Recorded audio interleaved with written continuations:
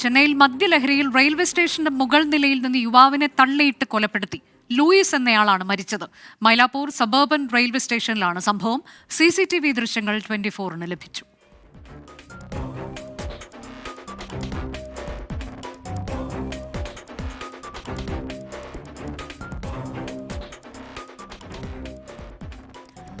മുഹമ്മദ് റഹീസ് വിവരങ്ങളുമായി.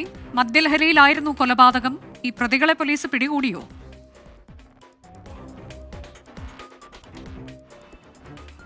അനുജ, പ്രതിയെ ഇന്നലെ തന്നെ പോലീസ് പിടികൂടി. സേട്ട് എന്നയാളെയാണ് ഇന്നലെ പോലീസ് പിടികൂടിയത്. ഇതിൽ ഈ സേട്ടിനെ പോലീസ് ആദ്യം ചോദ്യം ചെയ്തപ്പോൾ ഇയാൾ പരസ്പര വിരുദ്ധമായിട്ടുള്ള പല കാര്യങ്ങളും പറയുന്നുണ്ടായിരുന്നു.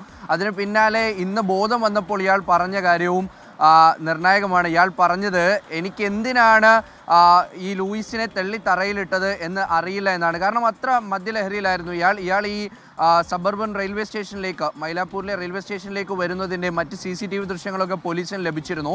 കാരണം മദ്യലഹരിയിൽ ആടി ഒരു ബോധവുമില്ലാതെയാണ് ഇയാൾ റെയിൽവേ സ്റ്റേഷനിലേക്ക് വരുന്നത്.